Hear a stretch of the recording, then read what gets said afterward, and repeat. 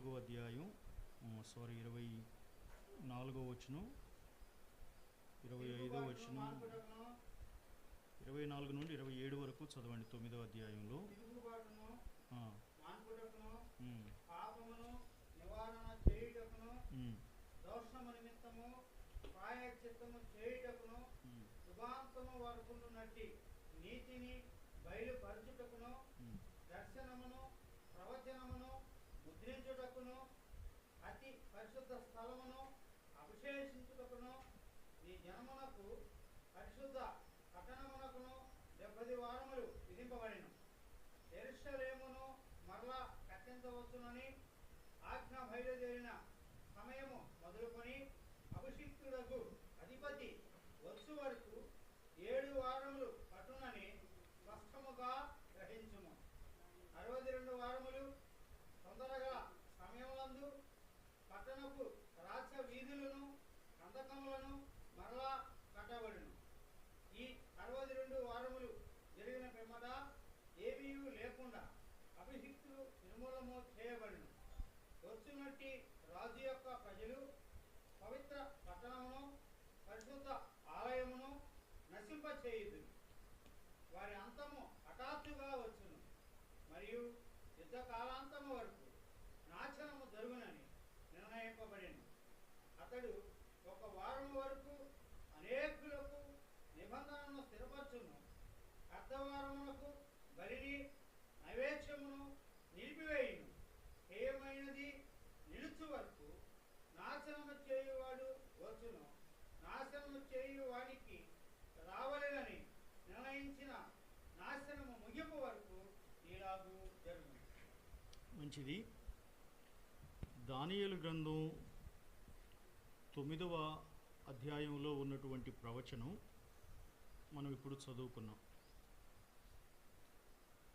వాస్తవానికి ప్రవక్తలు ప్రవచనాలు చెప్తారు, కానీ ఈ దానియేలు గ్రంథం 9వ అధ్యాయంలో చెప్పబడిన ప్రవచనం మాత్రం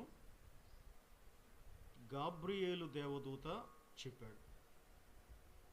ఇది మనుషులు చెప్పిన ప్రవచనం కాదు, ప్రవక్తలు చెప్పిన ప్రవచనం కాదు, దేవుని యొద్ద నుండి దిగి వచ్చిన గాబ్రియేలు అనే ఒక దూత చెప్పిన ప్రవచనం. అసలు ఈ ప్రవచనం యొక్క సందర్భాన్ని మనం ధ్యానం చేస్తే,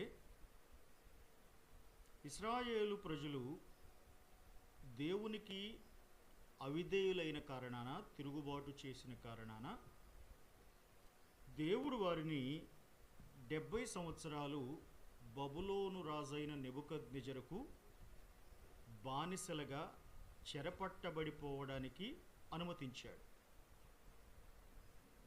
అయితే చెరపట్టబడిపోయే ఆ సమయానికి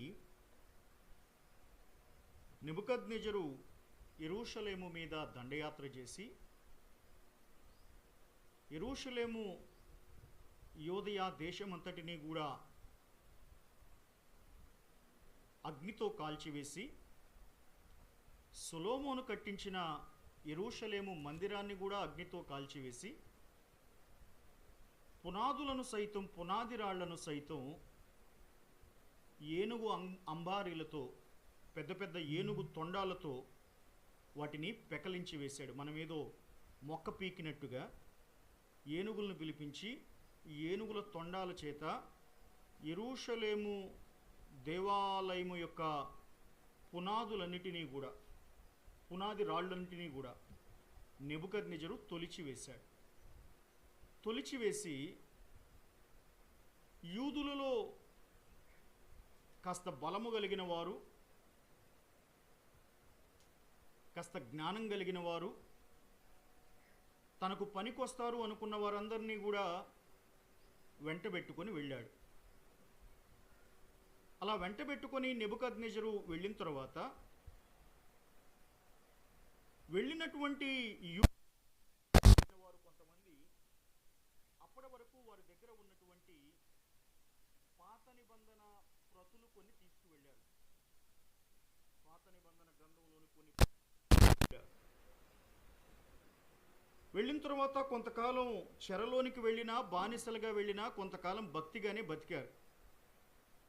గ్రంథం చదువుకుంటా, ప్రార్థన చేసుకుంటా, పాటలు పాడుకుంటా భక్తిగానే బతికారు. కానీ కాలం గడిచే కొద్దీ బబులోను దేశము యొక్క సంస్కృతి సాంప్రదాయాలకు అలవాటు పడిపోయి, బబులోను దేశము యొక్క ఆచార వ్యవహారాలకు అలవాటు పడిపోయి, బబులోను దేశం యొక్క ప్రజలతో సహవాసం చేస్తూ ప్రజలు ప్రార్థనా జీవితాన్ని మర్చిపోయారు, వాక్యం చదవడం మర్చిపోయారు, పాటలు పాడుతూ దేవుణ్ణి స్తుతించడం మర్చిపోయారు. ఇలా మరిచిపోయిన కారణాన 70 సంవత్సరాలు పూర్తయిపోయాయి బబులోను దేశంలో. ఇక మళ్ళీ తిరిగి యూదా దేశానికి, యెరూషలేముకు వెళ్ళాలి అనేటువంటి మనస్సు ఎవరికీ రావడం లేదు. అలాగ అందరూ కూడా బబులోనుతో సర్దుకుపోయిన కాలంలో దానియేలు గ్రంథం 9వ అధ్యాయం 2వ వచనం ప్రకారం, దానియేలు అనే నేను యెహోవా తన ప్రవక్తయగు ఇర్మియాకు సెలవిచ్చి తెలియజేసినట్టు, యెరూషలేము పాడుగా ఉండవలసిన 70 సంవత్సరములు సంపూర్తి అవుచున్నవని గ్రంథము వలన గ్రహించి తిని. అంటే 70 సంవత్సరాలే దేవుడు బబులోను చెరలో ఉండడానికి నిర్ణయించాడు.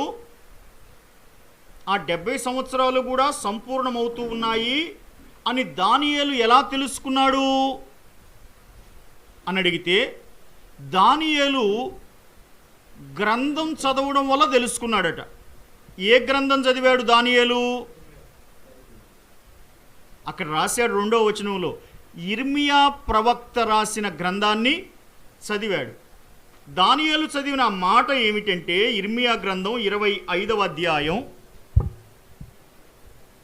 ఇర్మియా గ్రంథం 25వ అధ్యాయం 8వ వచనం నుండి, సైన్యములకు అధిపతియగు యెహోవా ఆహా ఇలాగు సెలవిచ్చుచున్నాడు, ఏమని? మీరు నా మాటలను ఆలకింపకపోతిరి. ఓకే, కనుక ఆ, నేను ఉత్తర దేశములో ఉన్న సర్వజనులను నా సేవకుడైన నెబుకద్నెజరును బబులోను రాజును పిలువనంపించుచున్నాను. ఈ దేశం మీదకిని, దీని నివాసుల మీదకిని, చుట్టూ ఉన్న ఈ జనులందరి మీదకిని వారిని రప్పించుచున్నాను. ఈ జనులను శాపగ్రస్తులుగాను, విస్మయాస్పదముగాను, అపహాస్యాస్పదముగాను, ఎప్పటికని పాడుగాను ఉండజేసేది. సంతోషనాదము, ఉల్లాస శబ్దము, పెండ్లి కుమారుని స్వరము, పెండ్లి కుమార్తె స్వరమును, తిరుగడి రాళ్ళ ధ్వనిని, దీప కాంతిని వారిలో ఉండకుండా చేసేది. దేశమంతయు పాడుగాను నిర్జనముగాను ఉండును. ఈ జనులు 70 సంవత్సరములు బబులోను రాజుకు దాసులుగా ఉండు. అంటే వీళ్ళు బానిసత్వానికి బబులోను దేశానికి వెళ్ళకముందు ప్రవక్త అయిన ఇర్మియా ద్వారాగా దేవుడు ముందుగానే ప్రవచనం చెప్పించాడు. ఏమని ప్రవచనం చెప్పించాడు? 70 సంవత్సరాలు యూదులు బబులోను దేశంలో దాసులుగా ఉంటారు. ఈ ప్రవచనం ఎవరు చదివారు? దానియేలు చదివాడు. మళ్ళీ తర్వాత 29వ అధ్యాయం, ఇర్మియా గ్రంథం 29వ అధ్యాయం 10వ వచనం చదివితే, యెహోవా ఈ ఆజ్ఞ ఇచ్చుచున్నాడు, ఏమని? బబులోను రాజ్యమునకు 70 సంవత్సరములు గతించిన తర్వాతనే మిమ్మును గూర్చి నేను పలికిన శుభవార్త నెరవేర్చి ఈ స్థలమునకు మిమ్మును తిరిగి రప్పించినట్లు నేను మిమ్మును దర్శించును. అంటే ఇప్పుడు ఏమి తెలియజేస్తూ ఉన్నాడు దేవుడు 29వ అధ్యాయం ప్రకారం ఇర్మియా ద్వారాగా? 70 సంవత్సరాలు మీరు బానిసలుగా బబులోను దేశములో బ్రతికిన పిమ్మట మిమ్మల్ని మరలా తిరిగి నేను యెరూషలేమునకు తీసుకొని వస్తాను. 25వ అధ్యాయంలోనేమో బబులోను దేశానికి నేను మిమ్మలను పంపిస్తున్నాను. 29వ అధ్యాయంలోనేమో బబులోను దేశము నుండి నేను మిమ్మల్ని తిరిగి తీసుకువస్తాను. ఈ రెండు ప్రవచనాత్మకమైన మాటలను గ్రంథం తీసుకెళ్ళినటువంటి యూదులు చదవడం మర్చిపోయారు, జ్ఞాపకం పెట్టుకోవడం మర్చిపోయారు. ఇక బబులోను దేశమే వారి దేశం అన్నట్టుగా ప్రవర్తిస్తూ ఉన్నారు. కానీ దానియేలు గ్రంథం 9వ అధ్యాయంలో మనం చదివిన వాక్య భాగం ప్రకారం దానియేలు ఈ గ్రంథాన్ని చదివాడు. గ్రంథాన్ని చదవడం వల్ల దానియేలుకు 70 సంవత్సరాల తరువాత దేవుడు మనల్ని తిరిగి యెరూషలేమునకు తీసుకొని వెళతాడు అనే గ్రహింపు వచ్చింది. అంటే ఇప్పుడు మనకు ఏదైనా ఒక గ్రహింపు కావాలి అంటే మనం దేనిపైన ఆధారపడాలి?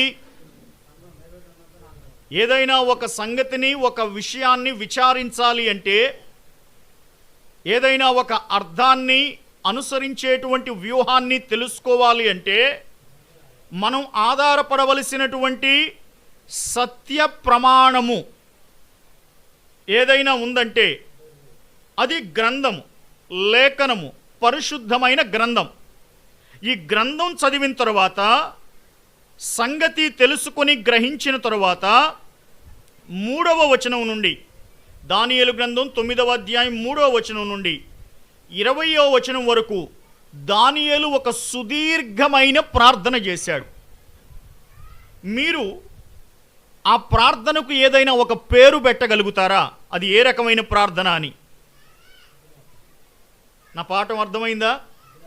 దానియేలు గ్రంథంలో 9వ అధ్యాయం 2వ వచనం ప్రకారం దానియేలు గ్రంథం చదివాడు, ఒక సంగతి గ్రహించాడు. 3వ వచనం నుండి 20వ వచనం వరకు దానియేలు ఒక సుదీర్ఘమైన ప్రార్థన చేశాడు. ఆ ప్రార్థనకు ఏదైనా ఒక పేరు పెట్టవలసి వస్తే ఏమని పేరు పెడతారు? ఉపవాసం ఉండి విజ్ఞాపన ప్రార్థనలు మీరు చదవవద్దు కానీ దానికి ఒక ప్రార్థనకు ఒక పేరు పెట్టండి. అది ఏ ప్రార్థన?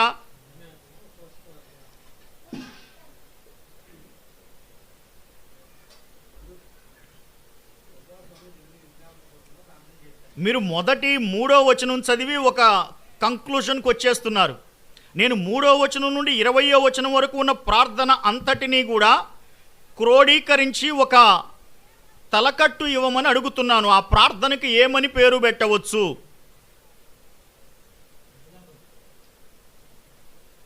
ఇంకేమీ లేదా సార్?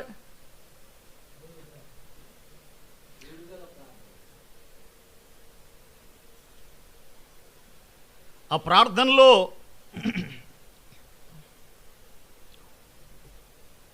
ఒప్పుకుంటున్నాను అని ఒప్పుకోలు ప్రార్థన చేసినట్టుగా కనిపిస్తుందా? కనిపిస్తడం లేదా? అది ఏమి ఒప్పుకుంటున్నావు దానియేలు? మా దోషమును, మా తరము వారు చేసిన దోషమును, మా పితరులు చేసిన దోషమును ఒప్పుకుంటూ ఉన్నాను. దానియేలు చేసినట్లుగా తమ పాపములను, తమ పితరుల పాపములను ఒప్పుకొనిన ఇంకొక భక్తుడు ఎవరు పాత నిబంధన గ్రంథములో?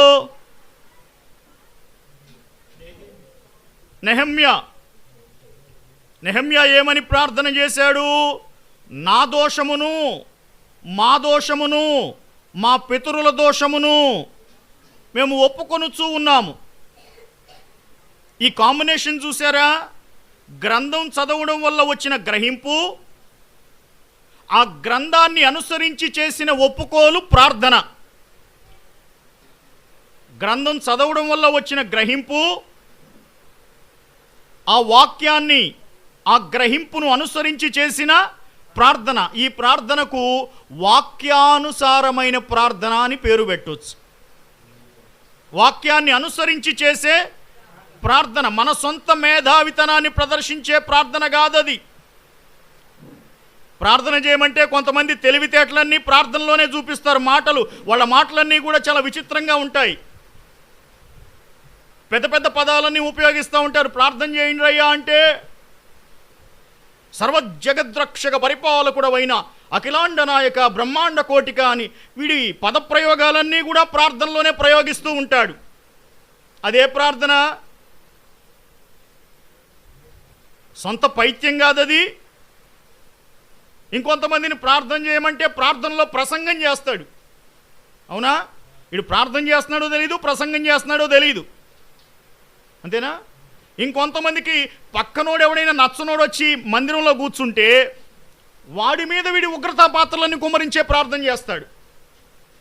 దేవుడే కానీ ప్రకటన గ్రంథంలో రాసిన 7 ఉగ్రతా పాత్రలు వీడి చేతికిచ్చి నీకు నీకు నీకు నచ్చనోడి మీద వేయమంటే ఎవడి మీద వేస్తాడు? ఎవడైతే నచ్చడో వాడి మీద 7 ఒకేసారి గుమ్మరిస్తాడు. ఆ ప్రార్థన అంతా కూడా వాడి చేతిలో పాత్రలే లేవు. ప్రార్థన అంతా ఎవరిని గురి చేసుకొని? నచ్చనోడిని గురి చేసుకొని.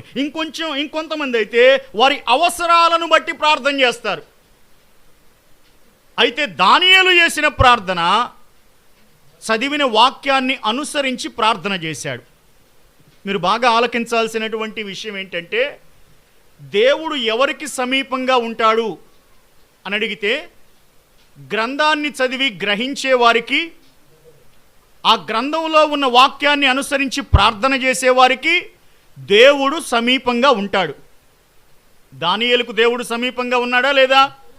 21వ వచనంలోనికి వస్తే వెంటనే దేవుడు గాబ్రియేలు దేవదూతను పంపించాడు. ఆ గాబ్రియేలు దేవదూత వచ్చి 21వ వచనం నుండి 27వ వచనం వరకు కూడా ఒక వర్తమానం మోసుకొని వచ్చాడు. ఎవరికి మోసుకొచ్చాడు ఆ వర్తమానం? దానియేలుకు మోసుకొచ్చాడు. ఆ వర్తమానంలో మనం చదివిన భాగమే 24వ వచనం నుండి 27వ వచనం వరకు. 24 నుండి 27 వరకు ఉన్నటువంటి వాక్య భాగాన్ని దానియేలు 70 వారములు అని పిలుస్తారు. దానియేలు 70 వారములు. దానియేలు, నువ్వు గ్రంథాన్ని గ్రహించిన కారణాన, నీవు వాక్యాన్ని అనుసరించి ప్రార్థన చేస్తూ ఉన్న కారణాన నేను నీకు ఒక ప్రవచనాన్ని పరలోకము నుండి పంపిస్తున్నాను. ఏమిటి ఆ ప్రవచనము అంటే, యెరూషలేము మరలా కట్టబడవచ్చును అనే ఆజ్ఞ తాకీదు జారీ చేయబడిన సమయము నుండి అభిషిక్తుడగు మెస్సయ్య నిర్మూలము చేయబడే సమయం వరకు కూడా 69 వారములు జరుగుతాయి. చివరి 1 వారము మాత్రము యెరూషలేము దేవాలయములో బలి నిలిపివేయుటకు, అంత్య అబద్ధ క్రీస్తునకు సంబంధించినటువంటి ప్రవచనం. సో మొత్తం ఎన్ని వారాలు? 70 వారాలు. మీకు కొంచెం తేలిగ్గా అర్థం కావడానికి, ఎక్కువగా కన్ఫ్యూజ్ అవ్వకుండా ఉండడానికి చెప్తాను. నాయనా కొంచెం అది రఫ్ చేయగలుగుతావా బోర్డు?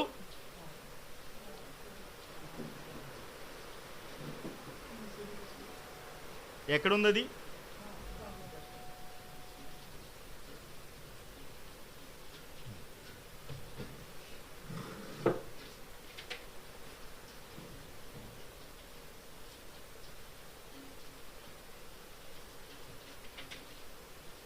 ఈలోపు ప్రశ్న అడుగుతాను. బబులోను దేశములో ఉన్నటువంటి ఇశ్రాయేలీలు, యూదులు తిరిగి యెరూషలేము వెళ్ళవచ్చును, వారు యెరూషలేమునకు తిరిగి వెళ్ళవచ్చును అనేటువంటి తాకీదు, అనేటువంటి ఆజ్ఞ ఏ రాజు జారీ చేశాడు?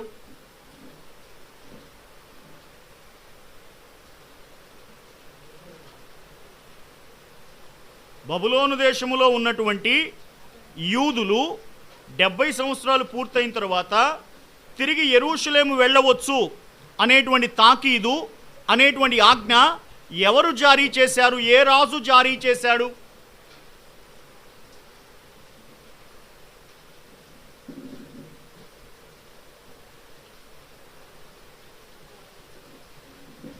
ఏమైనా జవాబు ఉందా? సరే, జవాబు లేకపోతే ఎజ్రా గ్రంథం 1వ అధ్యాయం 1వ వచనం చదవండి.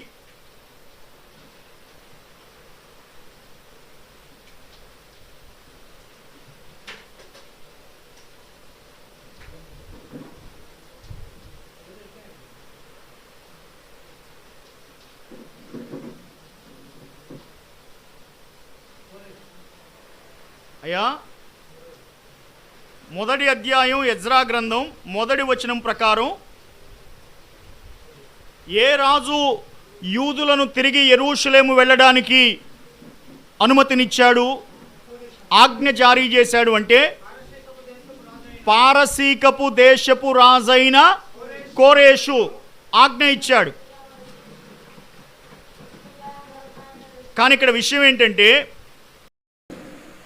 దానియేలు గ్రంథం 9వ అధ్యాయం 2వ వచనం ప్రకారం దానియేలు ఇర్మియా గ్రంథంలో ఉన్న 25వ అధ్యాయాన్ని 29వ అధ్యాయాన్ని చదివిన కారణాన దానియేలుకు యెరూషలేములో నుండి వచ్చినటువంటి యూదులు బబులోను దేశములో 70 సంవత్సరాలు బానిసలుగా ఉండవలసిన కాలము సంపూర్తి అయినది అనే గ్రహింపు వచ్చింది. ఆ గ్రహింపు వచ్చిన పిమ్మట దానియేలు వాక్యానుసారమైన పశ్చాత్తాపంతో కూడిన పాపపు ఒప్పుకోలు ప్రార్థన చేశాడు. దానియేలు గ్రంథం 9వ అధ్యాయం 3వ వచనం నుండి 20వ వచనం వరకు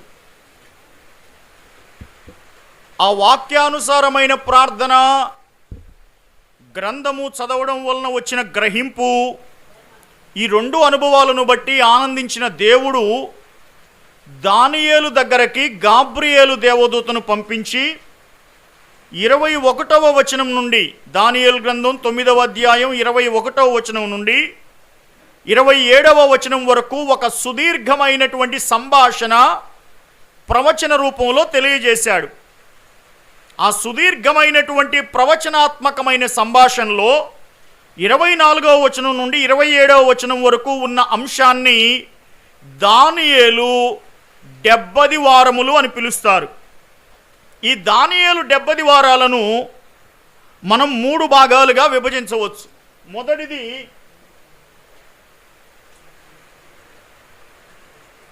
7 వారములు, రెండవది 62 వారములు, మూడోది 1 వారము. ఇక్కడ వారము అంటే ఎంత?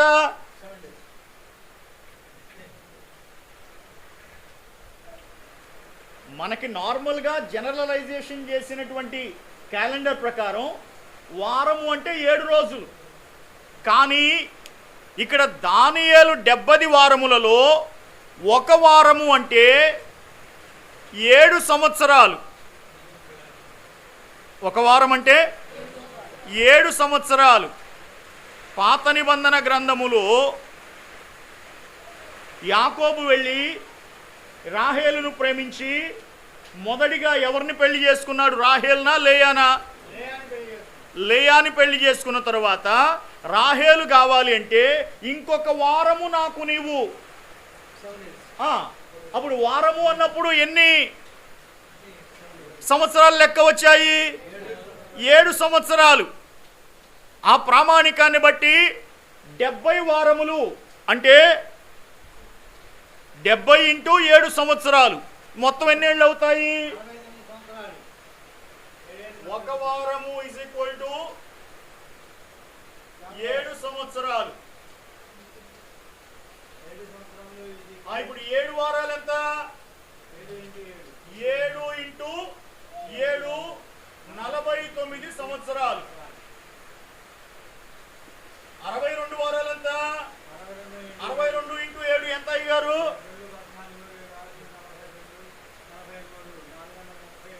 400. కరెక్టేనా? లేదా క్యాలిక్యులేటర్ కొట్టమంటావా? కరెక్టే కదా?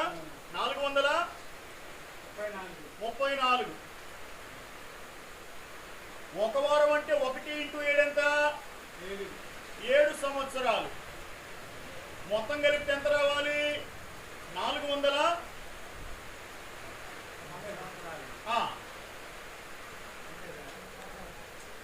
ఇంతకీ మొదటి 7 వారములు అంటే 40 సంవత్సరాలు ఏమిటి అని అడిగితే, యూదులు బబులోను చెరలో బానిసలుగా ఉన్నప్పుడు వారిని వెళ్ళమని మొట్టమొదటిగా ఆజ్ఞ ఇచ్చిన వాడు పారసీకపు రాజైన కోరేష్. కోరేషు ఎవరైనా ప్రేరేపిస్తే ఆజ్ఞ ఇచ్చాడా? తనంతట తానుగా దేవుడు బయలుపరిస్తే ఆజ్ఞ ఇచ్చాడా? ఈ యూదులు యెరూషలేము ప్రాంతానికి వెళ్ళాలి, తిరిగి వారి మందిరం కట్టుకోవాలి అని కోరేషు యూదులకి ఆజ్ఞ ఇచ్చాడు కదా. ఆ ఆజ్ఞ కోరేషును ఎవరైనా ప్రేరేపిస్తే, నరులు ప్రేరేపిస్తే ఇచ్చాడా, లేదా దేవుడు బయలుపరిస్తే ఇచ్చాడా? దేవుడు బయలుపరిస్తేనే ఇచ్చాడు. క్వశ్చన్ ఏమిటంటే, దేవుడు కోరేషుకు ఎందుకు బయలుపరిచాడు? నెబుకద్నెజర్ రాజు పడగొట్టినటువంటి యెరూషలేము దేవాలయమును, పునాదులతో సహా పెకలించి వేసినటువంటి యెరూషలేము దేవాలయమును, అగ్నితో కాల్చివేసినటువంటి యెరూషలేము దేవాలయమును తిరిగి నిర్మించడానికి మొదటిగా పునాది రాయి వేసిన వ్యక్తి ఎవరు?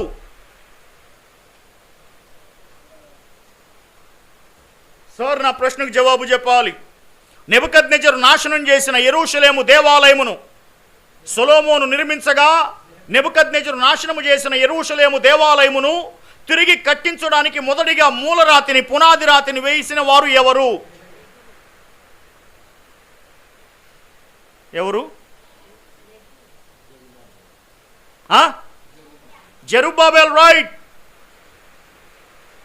జెరుబ్బాబెల్ మొట్టమొదటిసారిగా దేవుని మందిరం మీద మక్కువ కలిగిన వాడై, నెబుకద్నెజరు పడగొట్టిన దేవుని మందిరం ఇలాగున పాడైపోయి ఉండడానికి ఇష్టంగా లేదు, పెంటకుప్పగా ఉండడానికి ఇష్టం లేదు, యెరూషలేము ప్రాంతములో నక్కలు తిరగడానికి ఇష్టము లేదు, అపవిత్రమైనవి, అసహ్యమైనవి, నిషిద్ధమైనవి, శాపగ్రస్తమైనవి దేవుని మందిరం జోలికి రాకూడదు అనే తపనతో పడిపోయిన యెరూషలేము మందిరాన్ని తిరిగి కట్టడానికి మొదటిగా పునాది వేసిన వాడు జెరుబ్బాబెలు. పునాది వేసినప్పుడు ఏమని మాట ఇచ్చాడు దేవుడు? జెరుబ్బాబెలుకు పునాది వేసినప్పుడు దేవుడు ఏమని మాట ఇచ్చాడు? పాట పాడతారు, ప్రసంగాలు చెప్తారుగా, ఇది శక్తి చేతనైనను బలము చేతనైనను కాక నా ఆత్మ, నా ఆత్మ. పునాది వేసినది మొదలు పెట్టుకొని ముగించే వరకు కూడా దాన్ని పర్యవేక్షించేది ఎవరు? దేవుని ఆత్మ. జెరుబ్బాబెలు యెరూషలేములో పాడైపోయిన దేవుని మందిరానికి పునాది వేసిన పిమ్మట స్థానికంగా ఉన్నటువంటి యెరూషలేములో ఉన్న ఇతర జాతుల వాళ్ళు రాజకీయాల ప్రభావము, వ్యతిరేకతల మూలాన, శత్రువుల మూలాన ఆ పునాది వేయడం అయితే జరిగింది, కానీ అది కట్టబడి కొనసాగించబడలేదు. ఆ కొనసాగించబడని కారణాన, సుదీర్ఘమైనటువంటి కాలమవుతూ ఉన్నా కానీ దేవుని మందిరం కట్టబడని కారణాన ఒకరోజు రాత్రి కోరేషు దగ్గరికి దేవుని వర్తమానం వచ్చింది. కోరేషు, దేవుని మందిరం ఆగిపోయింది యెరూషలేములో, నా ప్రజలు నీ దగ్గర బందీలుగా, బానిసలుగా ఉన్నారు, నీవు వారిని తిరిగి యెరూషలేమునకు పంపించు. నువ్వు వారిని యెరూషలేమునకు పంపిస్తే వారు వెళ్తారు, వారు దేవుని మందిరాన్ని నిర్మాణం చేస్తారు అని ఒకరోజు ప్రభు ప్రేరేపించగా ఆజ్ఞ తాకీదు రాసి, ఒక వ్రాతపూర్వకముగా రాసి దానిని ఖజానాలో ఉంచాడు. వీరికి ఆజ్ఞ ఇచ్చిన పిమ్మట కోరేషు. అయితే ఎవరు కూడా బయలుదేరి వెళ్ళలేదు. కోరేషు తర్వాత మీరు ఈ ముగ్గురు రాజులను కూడా గుర్తుపెట్టుకోవాలి. కోరేషు,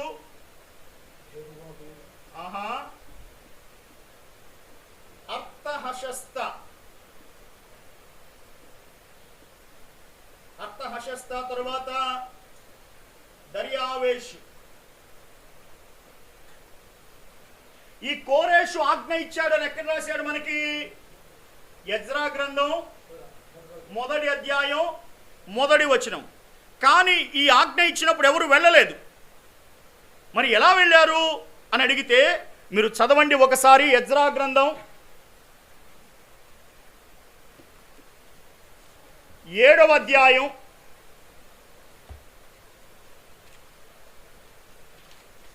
7వ అధ్యాయం మొదటి వచనం మీరు చదవడానికి ఇష్టపడితే, ఈ సంగతులు జరిగిన పిమ్మట ఆ పారసీక దేశపు రాజైన ఆ అర్తహషస్త యొక్క ఆ ఏలుబడిలో ఆ ఎజ్రా ఆ బబులోను దేశము నుండి ఆ యెరూషలేము పట్టణమునకు వచ్చెను. వచ్చాడు కదా. అంటే ఎజ్రా ఎవరి ఏలుబడిలో బయలుదేరి వచ్చాడు? అర్తహషస్త యొక్క ఆజ్ఞ ఇచ్చింది ఎవరు? కోరేషు. కానీ ఎవరి ఏలుబడిలో బయలుదేరి బయటకు వచ్చాడు ఎజ్రా? అర్తహషస్త. అర్తహషస్త ఏ సంవత్సరం ఏలుబడి చేస్తున్నప్పుడు ఎజ్రా బయటకు వచ్చాడు?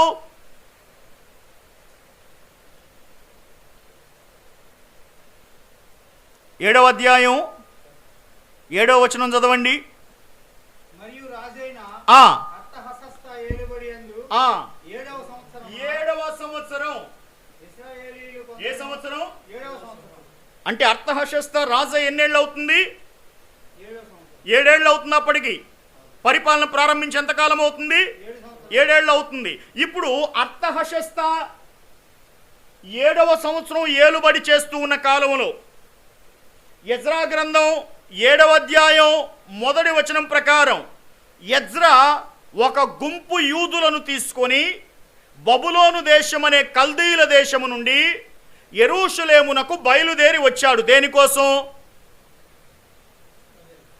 జెరుబ్బాబేలు పునాది వేసిన మందిరం ఆగిపోయింది గనక ఆ మందిరాన్ని తిరిగి నిర్మించడం కోసం వచ్చాడు.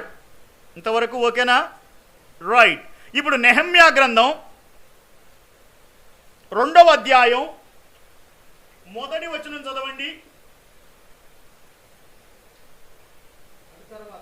అటు తర్వాత అర్తహషస్త రాజు ఏలుబడి కాలమున అర్తహషస్త రాజు ఏలుబడి కాలమున 20వ సంవత్సరం ఎన్నో సంవత్సరమట? 20వ సంవత్సరమున మేసాన మాసమందు నెహెమ్యా బయలుదేరి వచ్చాడు. ఇది రెండో గుంపు. మొదటి గుంపు ఎవరు?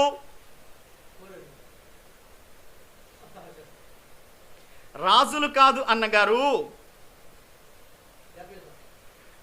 కల్దీల దేశము నుండి బబులోను దేశము నుండి యెరూషలేమునకు వెళ్ళిన మొదటి గుంపుకు నాయకుడు ఎవరు? ఎజ్రా. ఎజ్రా ఏ సంవత్సరంలో వెళ్ళాడు? అర్తహషస్త ఏలుబడి చేస్తున్న 7వ సంవత్సరంలో వెళ్ళాడు. రెండవ గుంపుకు నాయకుడు ఎవరు? నెహెమ్యా.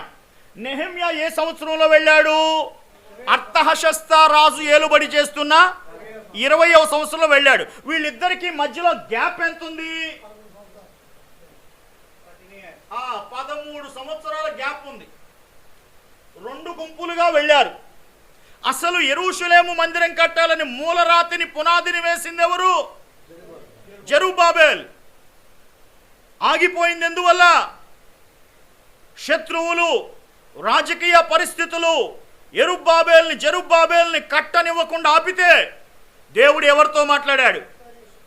కోరేష్తో మాట్లాడాడు. ఇప్పుడు చెప్పండి, మనం దేవుని సేవ చేయాలనుకున్నప్పుడు, దేవుని పరిచర్య చేయాలి అనుకున్నప్పుడు, దేవుని కోసం రోషంగా నిలవబడాలి అనుకున్నప్పుడు, మనం మన శత్రువుల చేత ఇబ్బంది పడుతుంటే, సామాజిక, రాజకీయ, మతపరమైన పరిస్థితుల మూలమున మనం ఇబ్బంది పడుతూ ఉంటే, మనము నిజముగా దేవుని పని కొరకు తపన కలిగిన వారమైతే దేవుడు ఎవరో ఒకరితో మాట్లాడి మన పరిచర్య నిలవబెడతాడా? నిలవబెట్టడా?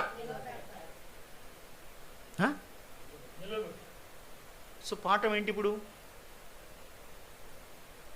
మనం దేవుని కోసం తపన కలిగితే మన శత్రువులు ఎంతమంది మనకు ఎదురొచ్చినా దేవుడు కోరేషి లాంటి వాళ్ళని ప్రేరేపించి మన దగ్గరికి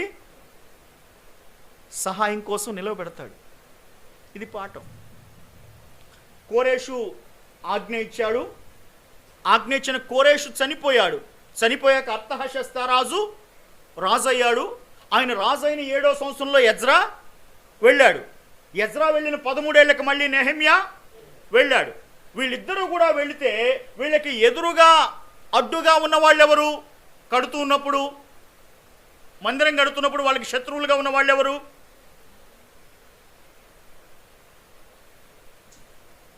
యెరూషలేం మందిరం కడుతున్నప్పుడు వాళ్ళకి పగవాళ్ళు ఎవరు?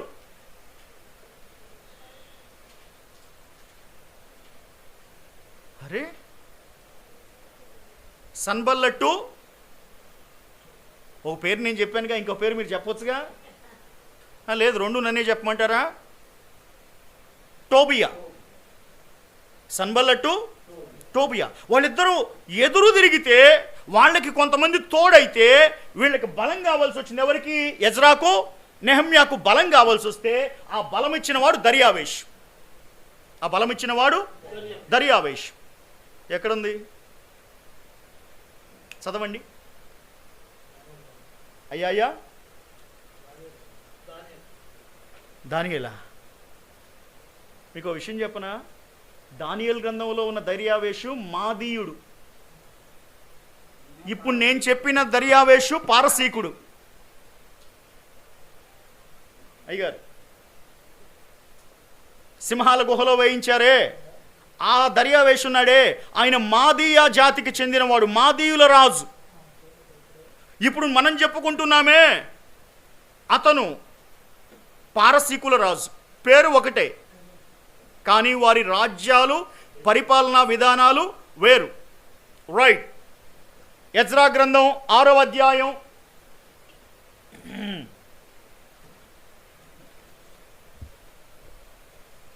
1వ వచనం నుండి ప్రశాంతంగా చదవండి. అప్పుడు రాజైన దర్యావేషు, ఏ దర్యావేషు? పారసీక దర్యావేష, మాదీయ దర్యావేష? పారసీక దర్యావేషు ఆజ్ఞ ఇచ్చినందున బబులోనులో ఖజానాలో ఉన్న దస్తావేజుల కొట్టులో వెదకగా మాదీయుల ప్రదేశమందు ఎగ్బాతాయను పురములో ఒక గ్రంథము దొరికెను. ఆ గ్రంథములో వ్రాయబడి ఉన్న ఈ సంగతి కనబడెను. ఏమిటా సంగతి? రాజైన కోరేషు ఏలుబడిలో మొదటి సంవత్సరమందు అతడు యెరూషలేములో ఉండు దేవుని మందిరమును గూర్చి నిర్ణయించినది. ఎక్కడుంది అది? హలో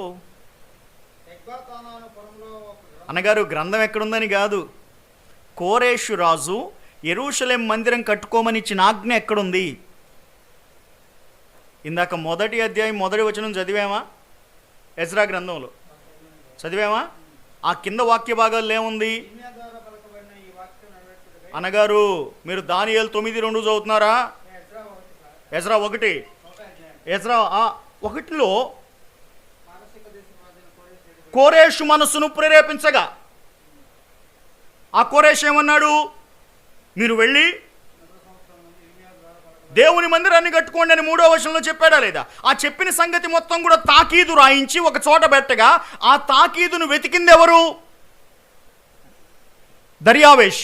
6వ అధ్యాయంలో తాకీదు వెతికింది దర్యావేష్. ఆ దర్యావేష్ తాకీదు వెతికి అంతా కూడాను సక్రమంగా సాగాలి అంటే నేను వీరికి కోరేషు మాటను బట్టి సహాయం చేయాలని గ్రహించి 6వ వచనం నుండి వారికి అడ్డుబండలు లేకుండా వారికి కావలసిన moral support and material support అందజేసిన వాడు దర్యావేష్. ఓకేనా సార్? ఇప్పుడు దేవుని మందిరం కట్టబట్టడానికి ప్రధానమైన పాత్రలు ఏమిటి? పునాది వేసింది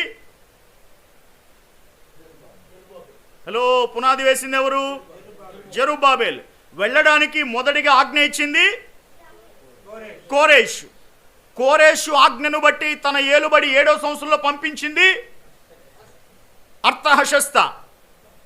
మళ్ళీ 20వ సంవత్సరంలో పంపించింది అర్తహషస్త. ఆ తరువాత వాళ్ళకి ఆటంకాలు కలుగుతుందే, వాళ్ళకి నైతికమైన బలమును మెటీరియలిస్టిక్ సపోర్ట్ని ఇచ్చింది దర్యావేష్. ఇప్పుడు అర్తహషస్త ఏలుబడిలో 7వ సంవత్సరం వెళ్ళిన మొదటి గుంపుకు నాయకత్వం వహించింది ఎజ్రా. అర్తహషస్త ఏలుబడిలో 20వ సంవత్సరంలో వెళ్ళిన 2వ గుంపుకు నాయకత్వం వహించింది నెహమ్యా. సో ఇది అంతా కూడా మొత్తం పాత్రలు సార్. ఇప్పుడు పాయింట్ ఏమిటంటే మొదటి 7 వారాలు దానియేలు గ్రంథం 9వ అధ్యాయంలో చెప్పబడిన మొదటి 7 వారాలు, 70 వారాల్లో మొదటి 7 వారాలు ఏమిటంటే యెరూషలేము కట్టబడినటువంటి 49 సంవత్సరాలు ఇవి. యెరూషలేం మందిరం కట్టబట్టం ఒక ఎత్తు, యెరూషలేము గోడలు కట్టబట్టం ఒక ఎత్తు, యెరూషలేం పట్టణం కట్టబట్టం ఒక ఎత్తు. ఈ 49 సంవత్సరాలు అనగా 7 వారాల కాలంలో ఏం జరిగింది? యెరూషలేము మందిరం కట్టబడింది, యెరూషలేము గోడలు కట్టబడ్డాయి, యెరూషలేం పట్టణం కూడా కట్టబడింది. రైట్. ఈ యెరూషలేము కట్టబడినటువంటి 49వ సంవత్సరం ముగింపులో నుండి మొదలు పెట్టుకుంటే అక్కడి నుంచి 434 సంవత్సరాలు లెక్కేసుకుంటే ఎన్ని వారాలు? 62 వారాలు. ఈ 62 వారాలకి ఉన్నటువంటి ప్రాముఖ్యత ఏమిటంటే, చదవండి దానియేలు గ్రంథం 9వ అధ్యాయం. చదవండి దానియేలు గ్రంథం 9వ అధ్యాయం. మొదటి నుంచి కాదు, ఈ 9వ అధ్యాయంలో 25వ వచనం చదివితే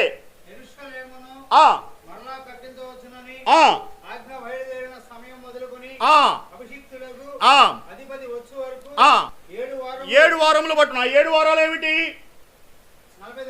ఈ 49 సంవత్సరాల్లో ఏం జరిగింది? యెరూషలేము కట్టవచ్చిన ఆజ్ఞ మొదలు పెట్టుకొని యెరూషలేము కట్టబడేంత వరకు వచ్చినది 49 ఏళ్ళు. అంటే ఎన్ని వారాలు? 7 వారాలు. ఆ 49వ సంవత్సరం ముగింపు నుండి లేదా 50వ సంవత్సరం ప్రారంభం నుండి ఈ 434వ సంవత్సరం ముగింపుకు ఏం జరిగింది అని అడిగితే కింద 25లో చివర్లు అంటాడు, 62 వారముల తొందరగల సమయముల యందు పట్టణపు రాజవీధులను కందకములను మరలా కట్టబడును. ఈ 62 వారములు జరిగిన పిమ్మట ఏమీ లేకుండా అభిషిక్తుడు నిర్మూలము చేయబడును. అభిషిక్తుడు నిర్మూలన చేయబడటం అంటే మన ప్రభు అయిన యేసుక్రీస్తు వారు శిలువ మీద మరణించిన రోజు. ఎప్పుడు? 62వ వారం చివర్లో. అంటే 434వ సంవత్సరం చివర్లో.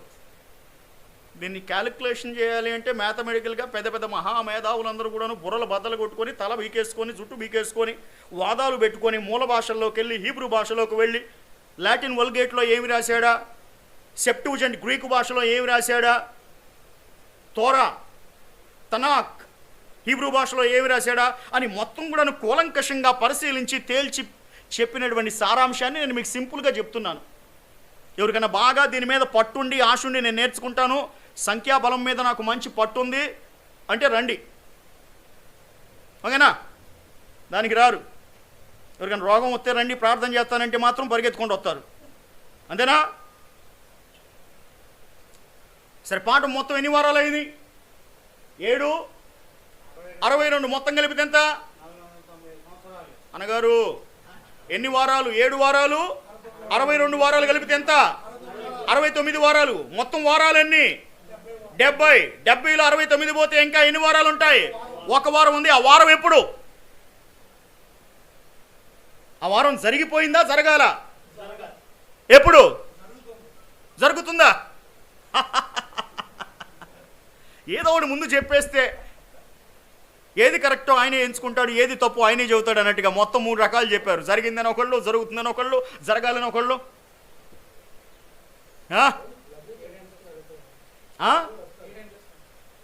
1 వారం అంటే ఎన్ని సంవత్సరాలు అని చెప్పాను? 7 సంవత్సరాలు. ఆ వారం ఎప్పుడు ప్రారంభమవుతుంది అని చాలామంది అడుగుతూ ఉంటారు. చాలా వివరాలు చెప్పొచ్చు, కానీ ఒక సింపుల్ స్టేట్మెంట్ చెప్తాను. మనం ఇప్పుడు ప్రభువుని ఆరాధిస్తున్నామా? ఆరాధిస్తున్న మనం ఒకరోజు మధ్యాకాశంలోనికి ఎత్తబడతామా? కొనిపోబడతామా? సంఘం ఎత్తబడుతుందని వాక్యం ఎక్కడ రాసింది?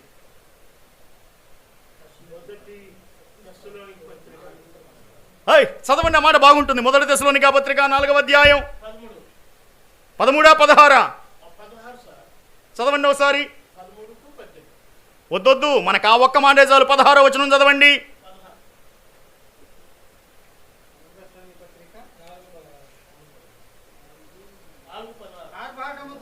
ఆహా, ఓకే,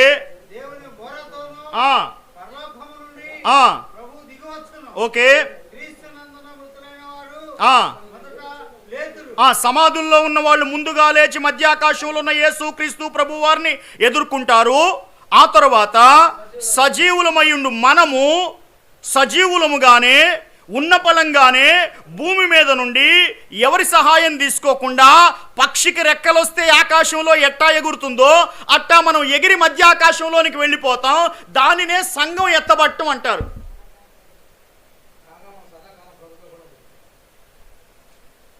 ఎత్తబడే వాళ్ళు ఎవరు? సజీవులైన సంఘం. సంఘంలో ఉన్న వాళ్ళు ఎత్తబడతారా? సంఘానికి వెలుపల ఉన్న వాళ్ళు ఎత్తబడతారా? సంఘం లోపల కూడా నామకార్థులు ఎత్తబడతారా? ఆత్మీయులు ఎత్తబడతారా? రాకడకు సిద్ధపాటు కలిగిన వాడు ఎత్తబడతాడా? సిద్ధపాటు లేని వాడు ఎత్తబడతాడా? మెలకుగా ఉన్నవాడు ఎత్తబడతాడా? నిద్రపోయేవాడు ఎత్తబడతాడా?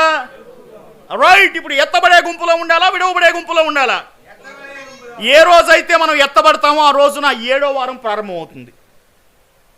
దానియేలు గ్రంథంలో చెప్పబడిన 70 వారాల్లో 7వ వారం ఏ రోజు ప్రారంభమవుతుందంటే మనం ఎత్తబడిన రోజున ప్రారంభమవుతుంది. సంఘం ఎత్తబడటం గురించి ప్రభు అయిన యేసుక్రీస్తు వారు ఏం చెప్పారు అని అడిగితే, కాసేపు కొత్త నిబంధనలోకి రండి. మత్తయి సువార్త 24వ అధ్యాయాన్ని ఒలీవల కొండ మీద ప్రభు చేసిన ప్రసంగం అంటారు. 24వ అధ్యాయం, 25వ అధ్యాయం, ఈ 2 అధ్యాయాలు కూడాను ప్రభు అయిన యేసుక్రీస్తు వారు ఒలీవల కొండ మీద తన శిష్యులకు చేసినటువంటి ప్రసంగం.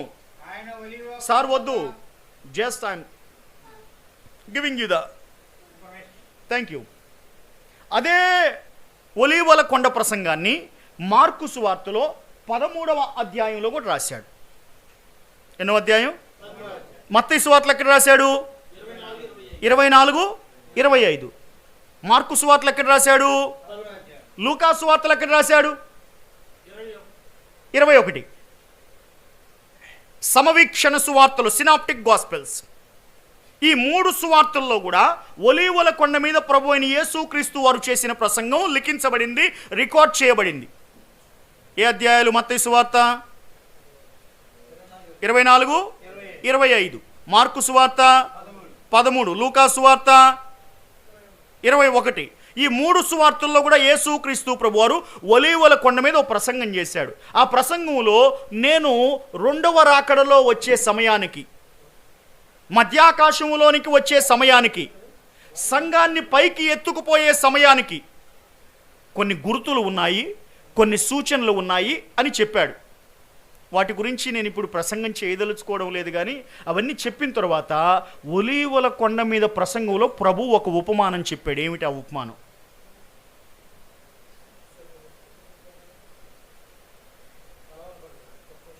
హలో, ప్రభు చెప్పిన ఉపమానం ఏంటి? చదవండి. 24, 32.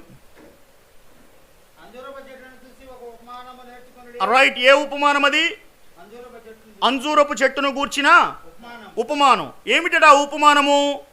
అంజూరపు కొమ్మ లేతదై చిగురించినప్పుడు వసంతకాలము ఇంకా సమీపముగా ఉన్నదని మీకు. రైట్. ఇప్పుడు 13వ అధ్యాయం, 13వ అధ్యాయం అని గారు ఎక్కడికి వెళ్ళాలి? మార్కు సువార్త 13వ అధ్యాయం 28, 29 వచనాలు కూడా చదవండి. లేదా 28 ఒకటే చదవన్నా చాలు. Okay okay. లేతదై చిగురించుచున్నప్పుడు వసంతకాలము సమీపముగా ఉన్నదని మీకు. ఇందాక మత్తయి సువార్త 24, 32లో చెప్పిన దానికి, మార్కు సువార్త 13, 28లో చెప్పిన దానికి లంకె కుదిరిందా? కుదరలేదా? కుదిరిందా? లూకా సువార్తలో కూడా ఏమైనా ఉందేమో చెప్పండి. 21 చదివి.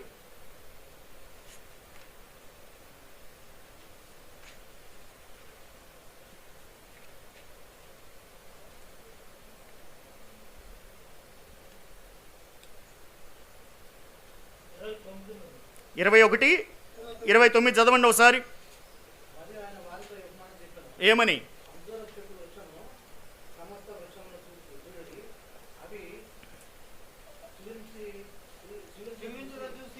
అవి చిగురించుడ చూచి వసంతకాలం అప్పుడే సమీపమాయనని మీ అంతట మీరు తెలుసుకొందురు కదా. ఈ 3 వాక్య భాగముల సారాంశం ఏమిటి?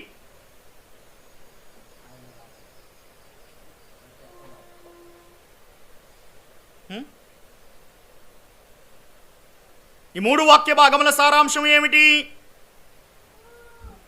అంజూరపు చెట్టు, అంజూరపు కొమ్మ లేతగా ఉన్నప్పుడు అది చిగురిస్తుంది, అది చిగురు పెడుతుంది. ఆ చిగురు పెట్టినప్పుడు ఏ కాలం వచ్చిందని గుర్తించాలి? వసంతకాలం. వసంతకాలం వచ్చిందని గమనించాలి. ఇప్పుడు కాసేపు నేను సంఘం ఎత్తబట్టం గురించి కొంతమంది దైవజనులు చేసినటువంటి కొన్ని రాంగ్ క్యాలిక్యులేషన్స్ చెప్తాను, వినండి. ఇప్పుడు దాకా చెప్పింది ఒక ఎత్తు, ఇది ఇంకొక ఎత్తు, బాగా వినాలి. 1970వ సంవత్సరంలో ఒక దైవజనుడు ఇట్లా చెప్పాడు. ఏ సంవత్సరం? 1970లో చెప్పాడు. ఏమని చెప్పాడంటే, అంజూరపు కొమ్మ చిగురించినప్పుడు వసంతకాలం వస్తుందని ప్రభువు చెప్పాడు కదా. ఇశ్రాయేలీలు 70వ సంవత్సరంలో AD 70లో రోమా ప్రభుత్వం చేత బాధలు పడి ఎటోళ్ళటు చెల్లా చెదురైపోయారు. అయ్యారు కదా. రెండవ ప్రపంచ యుద్ధం జరిగినప్పుడు 1941 నుండి 45 మధ్యలో రెండో ప్రపంచ యుద్ధం జరిగినప్పుడు జర్మనీ దేశాన్ని పరిపాలిస్తూ ఉన్నటువంటి అడాల్ఫ్ హిట్లర్ అనేటువంటి వ్యక్తి యూదుల మీద ద్వేషంతో హోలోకాస్ట్ అనేటువంటి ఒక సామూహిక నరమేధాన్ని, ఒక మరణకాండను జరిగించాడు. ఎలా జరిగించాడు? అందరినీ కూడా ఒక గదిలోనో ఒక కంటైనర్లోనో ఉంచి వాళ్ళ మీదకి విషవాయువులు పంపించాడు. ఆ గాలి పీల్చుకొని యూదులు చనిపోయారు. కత్తి చేత చంపించాడు. కత్తివాత చేత యూదులు చనిపోయారు. తుపాకీ గుళ్ళు చేత పేల్పించాడు. దాని చేత యూదులు చనిపోయారు. అలాగా రెండవ ప్రపంచ యుద్ధ సమయంలో చనిపోయిన యూదుల సంఖ్య 60 లక్షల పైమాటే. ఎంతండి? 60 లక్షల పైమాటే. ఇది జరిగిన పిమ్మట, హోలోకాస్ట్ జరిగిన పిమ్మట యూదులు మళ్ళీ తిరిగి 1948వ సంవత్సరంలో తమ స్వదేశమైనటువంటి యెరూషలేమునకు వెళ్ళారు. ఎక్కడికి వెళ్ళారు?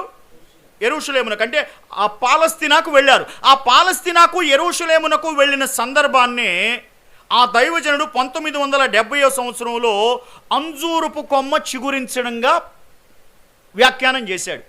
వ్యాఖ్యానం చేసి ఇదే వసంతకాలం అన్నాడు. ఏ కాలం? వసంతకాలం అన్నాడు. అంటే ఇశ్రాయేలీలు, యూదులు తిరిగి మరలా తమ దేశమునకు వెళ్ళారు. యెరూషలేమునకు వెళ్ళారు, పాలస్తీనాకు వెళ్ళారు.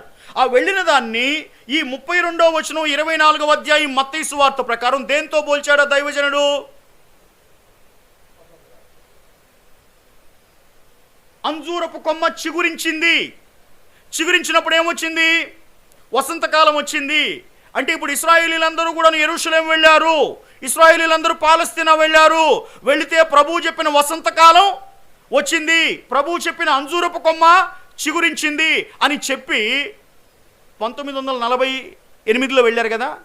ఆ తర్వాత కిందకు వస్తే మీరు యేసుక్రీస్తు ప్రభువు వారు 34వ వచనంలో ఏమాట చెప్పారు? 24వ అధ్యాయం మత్తయి సువార్తలో.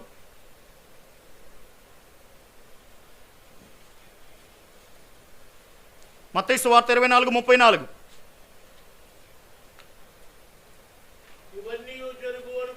ఇవన్నీ జరుగు వరకు ఈ తరము గతింపదు.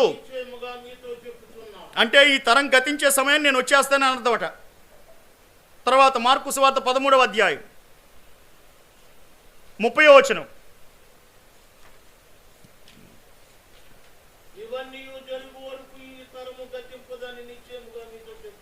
తర్వాత లూకా సువార్త 21వ అధ్యాయం 32వ వచనం.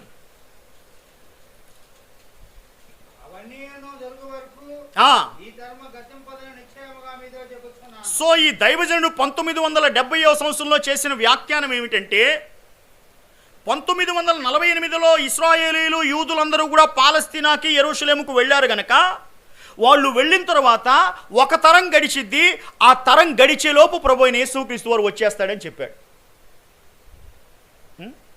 తరం అంటే ఎంత? బైబిల్ గ్రంథం ప్రకారం, పాత నిబంధన గ్రంథం ప్రకారం ఒక తరం అంటే ఎంత?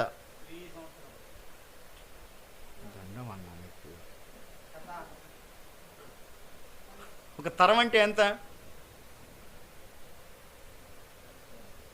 సంఖ్యాకాండం 32వ అధ్యాయం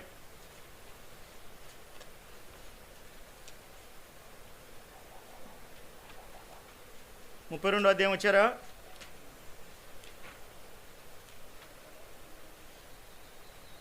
13వ వచనం చదవండి. అప్పుడు యెహోవా కోపము ఇశ్రాయేలు మీద రగులుకొనగా ఆ, యెహోవా దృష్టికి ఆ, చెడు నడత నడిచిన ఆ. ఆ తరము వారందరూ ఏ తరం వారు? ఆ తరం వారందరూ. నశించు వరకు ఆ, అరణ్యంలో ఆ. 40 ఏళ్ళు ఎన్నేళ్ళు పెట్టాడు ఒక తరం అంటే అక్కడ? 40 ఏళ్ళు. ఈ దైవజనుడు 1970లో ఏమి లెక్కేశాడో తెలుసా?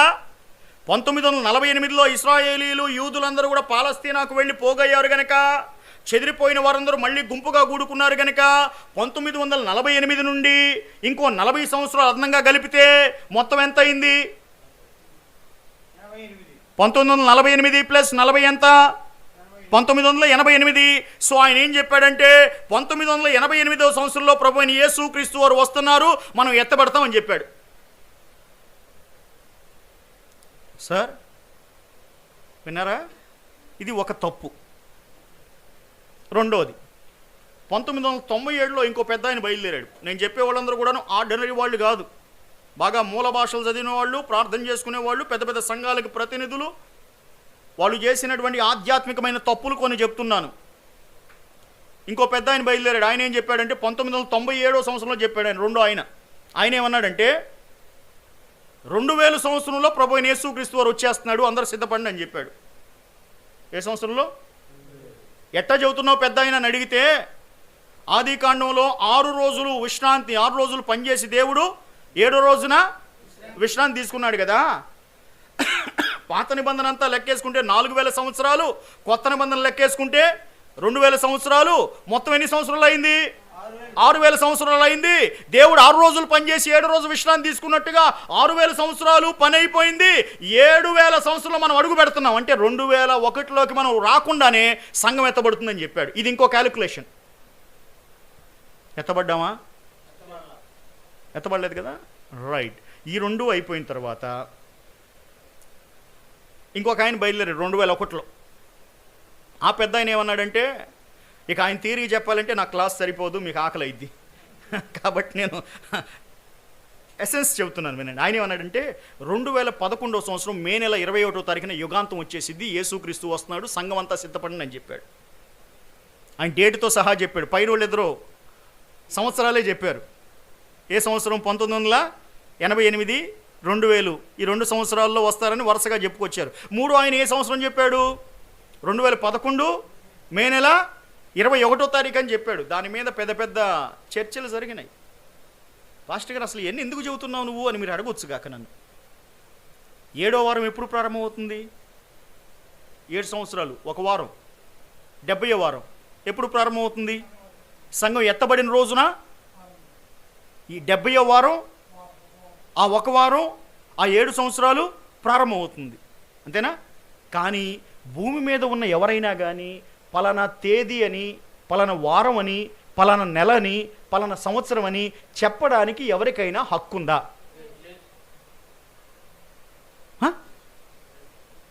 సేవలో ఉన్నటువంటి విశ్వాసులు, పరిచారకులు, సువార్తికులు, అపోస్తులని పిలువబడుతున్న వారు కూడా ఈ విషయంలో తొందరపాటుతనం పనికిరాదు. మీరెంత ప్రార్థనా పరులైనా కావచ్చు, మీ ప్రార్థనా జీవితాన్ని నేను గౌరవిస్తాను. మీరెంత వాక్యానుభవం కలిగిన వారైనా కావచ్చు, మీ వాక్య పరిచర్యకు నేను గౌరవిస్తాను. రైట్.